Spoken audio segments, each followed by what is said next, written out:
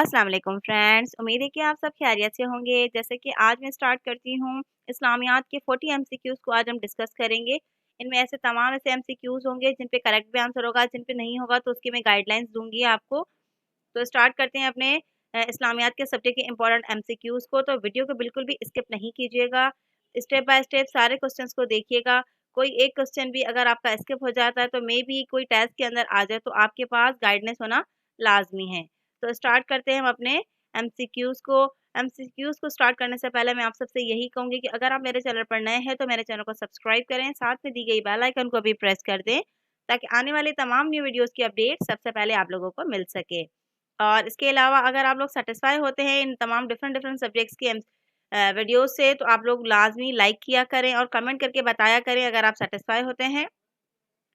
इसी तरह ही मैं अपनी वीडियोज़ को अपलोड करती रहूँगी डिफरेंट डिफरेंट सब्जेक्ट के साथ। स्टार्ट करते हैं हम अपने एमसीक्यूज़ को।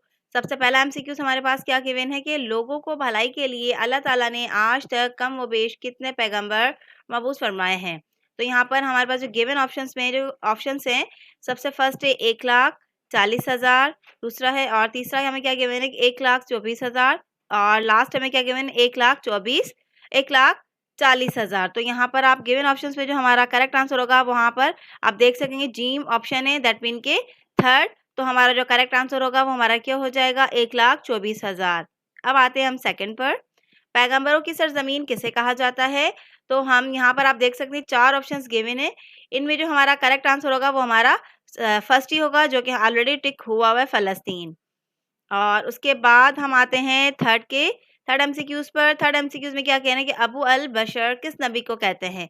तो यहाँ पर हमें 4 ऑप्शंस गिवन हैं।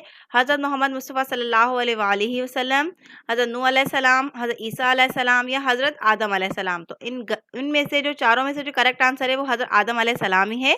दैट मीन के दाल हमारा करेक्ट आंसर है। उसके बाद आते हैं हम फोर्थ एमसीक्यूज़ पर। अरबी ज़बान में खातिम की मायना क्या है? तो यहाँ पर आप देख सकते हैं कि इसकी मीनिंग क्या होगी। हमारे पास गिवन ऑप्शंस में सबसे पहला जो ऑप्शन गिवन है वो हमें गिवन है आखिरी, और उसके बाद दूसरा हमें कह रहे हैं कि सबसे आखिरी और ख़त्म करने वाला। दाल में हमें क्या कह रहे हैं कि मोहर लगाना और बंद करना। तो यहाँ पर जो हमारा करेक्ट आंसर होगा वो हमारा दाल हो जाएगा, मोहर लगाना या बंद करना। उसके बाद आते हैं हम 5 एमसीक्यूज़ की तरफ कि कुरान मजीद में कुल कितने मलाइका के नाम मौजूद हैं। तो यहाँ पर गिवन ऑप्शंस में से जो करेक्ट आंसर है, हालांकि यहाँ पर तो 1 लगा हुआ है टिक, लेकिन ये करेक्ट आंसर नहीं है। जो हमारा करेक्ट आंसर है वो हमारा 4 होगा। इसी तरह कुछ और एमसीक्यूज़ भी सॉल्व करते हैं। आइए चलते हैं अपने अगले एमसीक्यूज़ की तरफ। अब हम देखते हैं कुछ और एमसीक्यूज़। तो 6 नंबर पे हमें क्या कह रहे हैं कि 4 अहम फरिश्तों में से कौन-कौन से फरिश्तों का नाम कुरान में आया है? तो यहाँ पर गिवन ऑप्शंस में तो 4 ऑप्शंस हमें गिवन है, लेकिन जो हमारा करेक्ट आंसर है वो हमारा क्या हो जाएगा, फर्स्ट हो जाएगा हज़रत जिब्रील और हज़रत मीकाईल अलैहिस्सलाम। उसके बाद आगे क्या कह रहे हैं कि कुरान मजीद में जहन्नम के निगरान का क्या नाम है? तो यहाँ पर भी 4 ऑप्शंस तो हमें गिवन है, लेकिन जो हमारा करेक्ट आंसर होगा वो हमारा क्या हो जाएगा, मालिक हो जाएगा। अब आते हैं हम 8 एमसीक्यूज़ की तरफ। इन फरिश्तों के नाम क्या हैं जो इंसान से कब्र में सवालात पूछेंगे? मुनकर नकीर कहते हैं, करामन कातिबीन कहते हैं। ऐसे तमाम एमसीक्यूज़ 4 ऑप्शंस गिवन हैं, लेकिन जो हमारा करेक्ट आंसर होगा वो हमारा क्या हो जाएगा, नंबर फर्स्ट हो जाएगा, मुनकर नकीर हो जाएगा। उसके बाद 9 एमसीक्यूज़ में क्या कह रहे हैं कि हज़रत मूसा अलैहिस्सलाम पर कौन-सी किताब उतरी?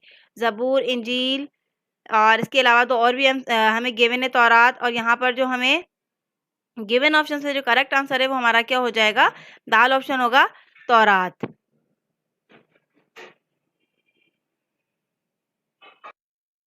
अब हम देखते हैं कुछ और एमसीक्यूज़। नंबर 10 पे हमें क्या कह रहे हैं कि हज़रत दाऊद अलैहिस्सलाम पर कौन-सी किताब उतरी? तो यहाँ पर भी 4 ऑप्शंस हमें गिवन है, जो जिसमें हमारा बे ऑप्शन जो है बिल्कुल ही करेक्ट आंसर है, ज़बूर। उसके बाद आते हैं 11 पर। हज़रत ईसा अलैहिस्सलाम पर कौन-सी किताब उतरी? तो उन पर कौन-सी किताब उतरी थी? ये यहाँ पर हमें ऑप्शंस गिवन है, बे ऑप्शन हमारा करेक्ट आंसर है, इंजील। उसके बाद आते हैं 12 पर। अरकान इस्लाम कितने हैं? तो यहाँ पर भी हमें 4 ऑप्शंस गिवन है, जिसमें हमारा जो करेक्ट आंसर होगा वो हमारा क्या हो जाएगा, 5 हो जाएगा, नंबर फर्स्ट।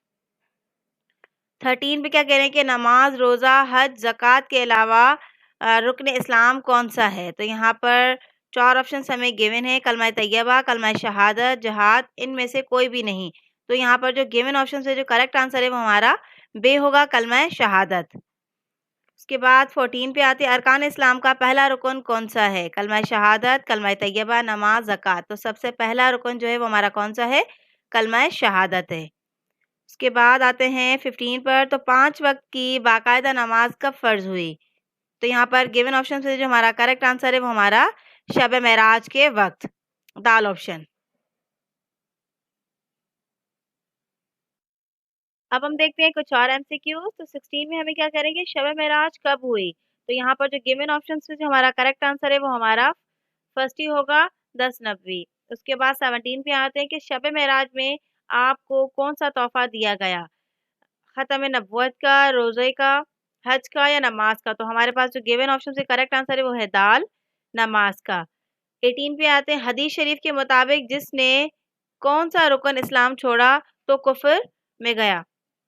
तो इनमें से तमाम एमसीक्यूज में जो हमारा करेक्ट आंसर है वो हमारा ऑप्शंस में वो हमारा क्या हो जाएगा? दाल, दमास का।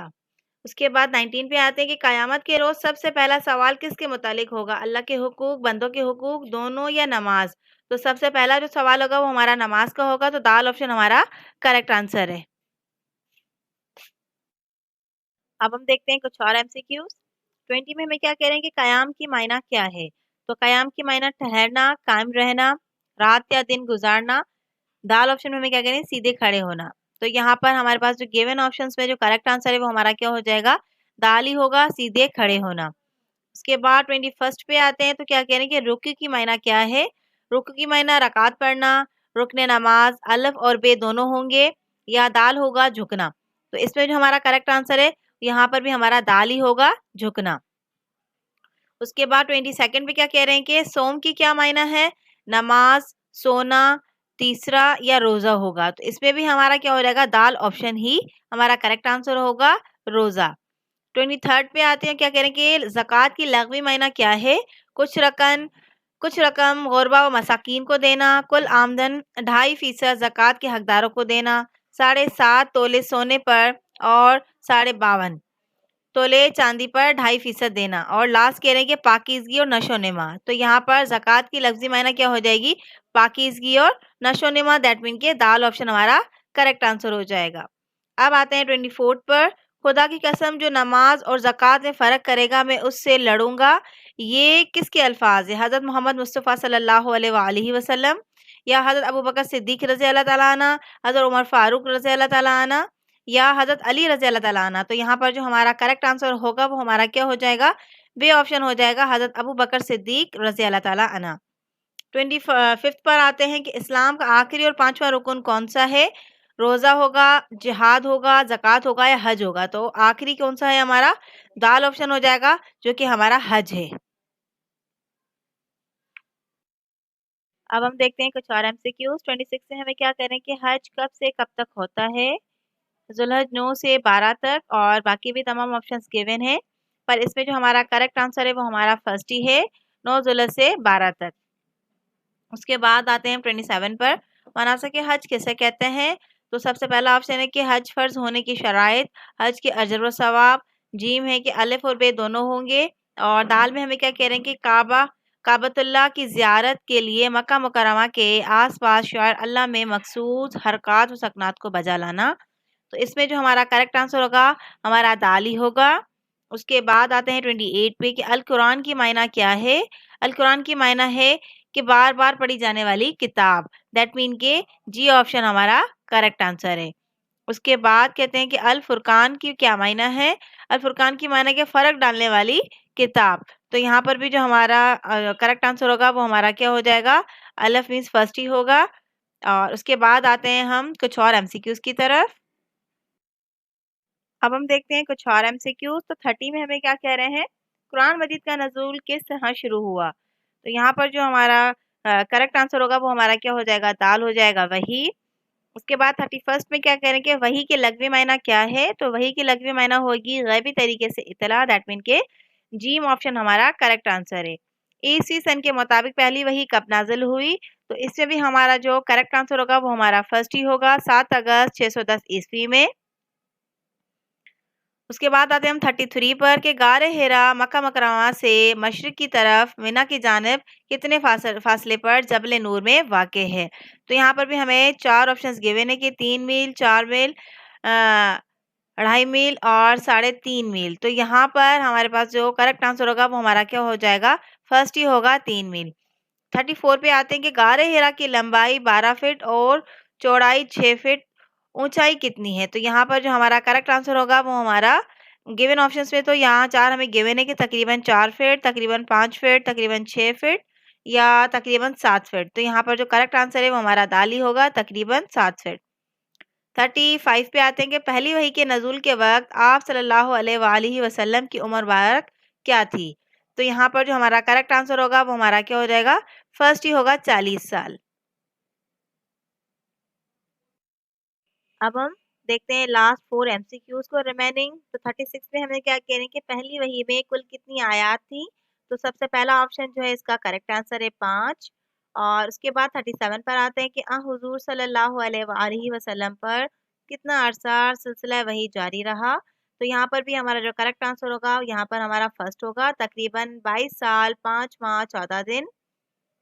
उसके बाद आते हैं हम 38 की तरफ। आयत की लघवी मायना क्या है? आयत की लघवी मायना है निशानी, दैट मीन के दाल ऑप्शन हमारा करेक्ट आंसर है। उसके बाद आते हैं हम 39 पर। तो 39 में क्या कह रही है? कुरान मजीद की सबसे बड़ी आयत कौन सी है? तो सबसे बड़ी आयत का जो हमारा करेक्ट आंसर होगा, गिवन तो 4 ऑप्शन है, तो इसमें हमारा जो करेक्ट आंसर है वो हमारा बे होगा। अल बकरा की आयत नंबर 286 जो कि हमारा करेक्ट आंसर है। और उसके बाद आते हैं 40 एमसीक्यूज पर। ऐसी कौन सी सूरह है जिसकी शुरू में तस्मिया जैसे हम बिस्मिल्लाह कहते हैं नहीं पढ़ते? तो वो हमारी कौन सी सूरह है? वो है सूरह तौबा, जो कि हमारा फर्स्ट ऑप्शन है। उम्मीद है कि आपको तमाम एमसीक्यूज का कॉन्सेप्ट क्लियर हुआ होगा। अगर आप लोग चाहते हैं कि इसी तरह की वीडियोस मैं आप लोगों के लिए बनाती रहूं तो मुझे कमेंट करके लाजमी बताएं। और अगर अच्छी लगी वीडियो तो वीडियो को लाइक ज़रूर किया करें।